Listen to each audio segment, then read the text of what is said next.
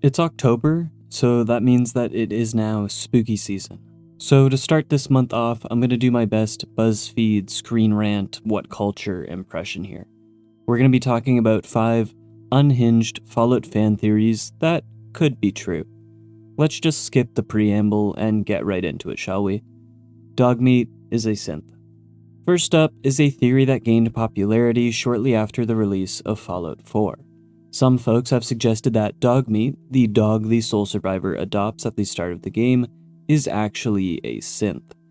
And while this theory, along with all the others we're going over today, have little to no concrete evidence to outright confirm them, there are more than a few coincidences that support them as fan theories. First, through playing the game, we learn that Dogmeat is an incredibly smart canine companion. He can follow complex commands, like understanding what you mean when you tell him to go to the Starlight Drive-In, or to fetch certain items. On top of that, Dogmeat is incredibly sturdy. A level 1 Dogmeat has 150 hit points, while a level 3 Wild Mongrel has only 50, and a level 1 Attack Dog has only 30. Is this because Dogmeat is a companion and having them not be somewhat tanky in combat would feel pretty miserable? Probably, yeah. But one could argue that the tankiness of Dogmeat implies that he is something more than an ordinary dog. Another clue is probably the most famous one. Again, through just playing through the main story quest, one learns that synth detective Nick Valentine already has some familiarity with Dogmeat. Nick, being a synth himself, knows Dogmeat by name and even trusts him to help track down Conrad Kellogg. And if Dogmeat is not part of the Soul Survivors party prior to the Reunions quest, it is Nick who summons the faithful pal with a high-frequency whistle. All of this could suggest that Dogmeat may be a synth. And lastly, the Institute, the faction responsible for creating the synths, are known for using them to spy on people throughout the Commonwealth. If Dogmeat was a synth, it's possible that he was designed to keep an eye on powerful players within the region. We know that Dogmeat is familiar with Nick Valentine, but Mama Murphy also reveals that she and the Minutemen are aware of the notorious Dogmeat, with Mama Murphy even calling the dog his own man. So in this scenario, Dogmeat would have been keeping an eye on Valentine, then the Minutemen, and then once the Soul Survivor awakes from their cryostasis, was assigned to monitor them. Again, while there is no direct evidence in the game to confirm that Dogmeat is a synth, it's these details that certainly make the theory more believable. It's a fan theory that just might be true. Lead violence hypothesis. I've gone over just about every one of these theories in previous shorts or iceberg-style videos, but I think going over them again and spending a bit more time on them is wise. Especially so with fan theories that are smart. Many times fan theories and all sorts of fandoms just grab hold onto one circumstantial bit of evidence, and then they try to mold everything else around it. But sometimes you get theories that are just really smart. They might only have 1 or 2 bits of evidence to support them, but they're just so well thought of that you feel like you need to give them some credit. This theory is just that. The lead in children's toys theory suggests that the reason why there are so many aggressive people in the Fallout universe, like raiders, gunners, etc., is due to lead poisoning from pre-war children's toys. As we're all well aware, it's known that safety regulations in Fallout were pretty lax. As we learned in the Battle of Mount Blair video from not too long ago, fights for workers' rights were met with violence. And so there was never this big movement to promote healthy and safe practices in regards to work and manufacturing. A lot of children's toys and household items contained lead, usually in the form of lead paint, which is highly toxic. We know this because when children's toys are scrapped at a workbench, lead is usually a product of the scrapping. In our own real world, exposure to lead, especially in children, can cause serious health issues including brain damage, learning disabilities, and increased aggression. In fact, a 2007 report claimed that the phase-out of lead from gasoline between 1992 and 2002 was responsible for approximately a 56% decline in violent crime. It's wild to think about. So being exposed to lead is quite the problem. This theory states that the widespread lead exposure might have caused the violent tendencies we see in many of the wasteland's inhabitants. And this idea isn't just limited to post-apocalyptic wastelanders either. The theory is for the entirety of the Fallout universe. They're all experiencing the long-term effects of lead exposure. The idea is that children who were exposed to lead from their toys and other household items would grow up with brain damage that made them more prone to violence. As these children aged, their aggressive behavior would become more pronounced. And since the Fallout world is already filled with various environmental hazards and toxins, it's easy to imagine that the effects of lead poisoning could be exacerbated over generations, leading to the widespread violence seen throughout the wasteland. To add, this theory also fits well within the themes and tone of Fallout. Fallout is a dark and satirical world. Having the root cause of the wasteland's violence and chaos be as something as mundane and preventable as lead exposure is quite humorous. Again, just like before, although there is no smoking gun to outright confirm this theory, it's a smart one that adds to the already awesome world building that is Fallout. The Fallout lead theory could be true. The mysterious stranger is Mark. This next theory, while it is about the Fallout universe, it's about a character that is only ever mentioned once in the franchise. So I'll admit we're already off to a not-so-great start. A lesser-known but still compelling Fallout theory is that Mark is the mysterious stranger. For those who don't know, and I'm sure there are a few, Mark is one such person that accompanied Richard Gray, Harold, and a woman named Francine on their expedition to the Mariposa military base. Fans of the classics might now be more familiar with what I'm talking about. It was during this expedition, and specifically when they were searching the base, that a whole series of events would unfold, leading to the trip turning into a disaster. Robot security killed Francine, Mark was wounded and sent back to the surface, Harold was knocked out by a robotic crane, and Richard was knocked into a vat of FEV. Harold would go on to become the tree mutant ghoul thing, Richard would go on to become the fleshy computer mutant thing, aka the Master, Francine would go on to RIP, and Mark would go on to, well, we actually don't know what Mark would go on to do. And this curiosity was voiced by fans. It's in the Q&A portion of Fallout Bible 8 that someone would ask, what happened to the guy, Mark I think his name was, who accompanied Harold into the military base? He said that Francine got killed by a robot, and Gray fell into a vat, but Mark just disappeared. Did he make it out alive, or did he perish along with Francine? Avalon would provide a somewhat non-answer, saying, no one knows. The mystery of what happened to Mark has never been explained. He was wounded, returned to the surface, and Harold never went back to look for him. So, no one knows what happened to Mark. But what some folks do know is how to make a compelling fan theory. And that is that Mark is the mysterious stranger. The theory states that during the encounter at the Mariposa military base, Mark was exposed to the forced evolutionary virus, altering him permanently. And while more often than not, exposure to FEV either results in death or turning into some super mutant, that's not always the case. For example, Harold and the Master.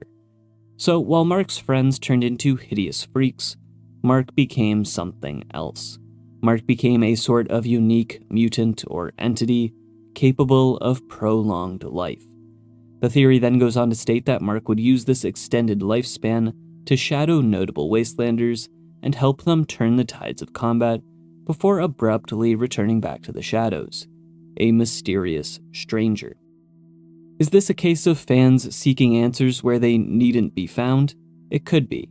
After all, there's not a whole lot of concrete evidence to support the theory.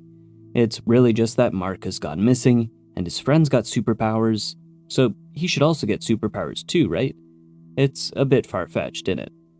But on the other hand, Fallout is no stranger to the far-fetched, and it also adds another layer to the game's lore. Could a relatively unknown and very obscure and minor character actually have this grand and secretive role within the universe? Maybe. Honestly though, if this theory does prove true somehow, poor Francine. All her friends got special powers and she just got shot. Something's not right there. Legot Lanius isn't real. Caesar's Legion is a brutal faction. Everything about them is brutal. The way they conquer, the way they fight, the way they treat women, and so forth. But there is one character among this group that holds the sole title of being the most brutal, and that is the mythical Legot Lanius. But there's this theory that has been around for a hot minute that suggests that Lanius might not be a real person at all, but rather a propaganda tool created by Caesar in order to instill fear and maintain control. According to this theory, these stories about Lanius's incredible strength, ruthless tactics, and mercilessness are exaggerated or completely fabricated. The reason for this would be for Caesar to create a mythical figure that represents the Legion's power and brutality. This would make Lanius more of a symbol than an actual person, representing the terrifying force of the Legion rather than any individual warrior. One of the main reasons behind this theory is the way Lanius is described and perceived by others. Throughout the game, you hear various accounts on the man's origins, and these tales don't always add up. For example, Caesar explains that Lanius was the greatest warrior of the Hydebark tribe before the Legion assimilated them. In a fit of rage that his tribe was going to surrender, the soon-to-be Lanius would hulk out and kill 15 of his tribesmen. Caesar would appreciate the brutal nature of the man, have him nursed back to health, provide him a full face mask to hide his now disfigured face, and make him the Legate. Lanius agreed on the condition that he could eliminate the rest of the men from his tribe. But other members of the Legion have a different story. Lucius states that Lanius was born into slavery, but his natural combat prowess elevated him to full legionary status at the age of 12. Antony mentions that it took years for Lanius's tribe to be conquered, but rather than being killed at the hands of Lanius, his fellow tribesmen were allowed to join the Legion. And former Legate Joshua Graham has never heard of Lanius, implying that he joined the Legion after he was thrown into the Grand Canyon, 5 years prior to the start of New Vegas, meaning Lanius would have been a relatively new member. These inconsistencies between current and former Legion members, and even the leader of the Legion itself, is the biggest piece of supporting evidence to this theory. Furthermore, many tales involving Legot Lanius make him sound almost superhuman. Lanius's forces have conquered 20 of the 87 total tribes conquered by the Legion. That's nearly a quarter of the Legion's warmongering by one officer. The Legate was known for administering brutal punishments to his own men, including executing underperforming centurions and regularly having his own men beat each other up. But what if it was all fictitious? This kind of myth-making is a common tactic in history to create larger-than-life figures that can inspire loyalty and obedience while also terrifying enemies. By crafting the image of an unstoppable warrior like Lanius, Caesar can strengthen his control over his own soldiers and intimidate the Legion's adversaries without having to actually field a real person who meets these legendary expectations. Further supporting this theory is the fact that very few people claim to have seen Lanius in person. Most of what we know about him, as mentioned, comes from second-hand accounts and rumors. And when we finally do meet the man, his identity remains hidden behind a mask. If Lanius were to actually be purely a propaganda tool, it would explain why so much about him feels exaggerated and why his actual appearances in the game are limited and shrouded in some sort of mystery. It also makes sense strategically, as Caesar would benefit from having a terrifying figure like Lanius in his arsenal, even if that figure is entirely fictional. And while there's no definitive proof in Fallout New Vegas that confirms Lanius as not being a real person but rather a propaganda tool, the theory is an interesting one for sure. Legot Lanius might not be real. Fallout 3 Timeline. And to close things off for today, one of the more compelling Fallout theories that very well could be true is the one that suggests that Fallout 3 was originally supposed to be set much earlier in the timeline. While the Fallout 3 we have is set 200 years after the Great War in 2277, this theory states that it was supposed to take place almost immediately after it. The theory is based on several perceived inconsistencies and elements in the game that don't quite add up if the story is meant to take place 2 centuries after the bombs fell. For instance, the state of the environment and society in the Capital Wasteland seems too devastated and stagnant for 200 years to have passed. Like, did no one make an effort to clean up? Sure, there are safe and somewhat prosperous settlements in the Capital Wasteland, but shouldn't it be a little less chaotic if folks had lived there since the end of the Great War? 200 years is a long time. A lot of progress can be made in that span. For reference, 200 years ago, in 1824, humans had yet to invent the sewing machine, the revolver, power tools, the typewriter, telephone, or even the skyscraper. Now we have all that and much more. But this stagnation of society in the Capital Wasteland is only one example. Another point that supports this theory is the existence of Little Lamplight, a settlement entirely populated by children. The logistics of this community surviving for 200 years without adults doesn't make much sense. They live in a dank cave, don't have reliable medical supplies or knowledge because they're children, and their population should be in no way stable. Even if we assume their population numbers are bolstered every year with orphaned kids going there, or big town parents giving up their children, it should be in no way sustainable. It would be much more plausible if the game took place almost immediately after the Great War, where a field trip of elementary students on their way to the Lamplight Caverns got stuck and had to weather the chaos within the caves. In that scenario, Little Lamplight could be a community formed by children who were orphaned in the aftermath of the war. This would help explain their presence and isolationist policies. Another point is Liberty Prime, the giant pre-war robot designed to fight communism. In the game, Liberty Prime is discovered by the Brotherhood of Steel in 2255, 178 years after the Great War. Are you trying to tell me that in all that time, not one scavenger found their way inside the Pentagon, saw this giant robot of mass destruction, and attempted to sell parts of the thing for scrap? It seems unlikely that such a powerful, potentially world-altering, and massive piece of technology would have gone unnoticed and untouched for so long. If Fallout 3 was set closer to the Great War, this would be more believable. Now, real quick, if all this evidence supports the idea that Fallout 3 was going to take place earlier, why doesn't it? And, well, the theory has that covered as well. It suggests that the world, the Capital Wasteland, was built and written before the main story quest was decided on. And once the writers came up with this Brotherhood of Steel Enclave conflict that we see in Fallout 3, they needed to shift the game's timeline forward to accommodate the factions' histories. Again, though, like all theories mentioned today, there is no smoking gun piece of evidence that outright confirms it, hence why it's a theory in the first place. Still, the idea that Fallout 3 was meant to take place shortly after the Great War is a fun fan theory that could be true. And that wraps up what I believe to be 5 Fallout fan theories that just might be true. While I'm not a big theory guy myself, it is fun to go through the games and try to piece together the answers for some unsolved questions and mysteries. But that's all from me today, folks. If you liked the video, be sure to share and subscribe. What's your favorite Fallout fan theory? Join the Discord. Have a good rest of your day. Cheers.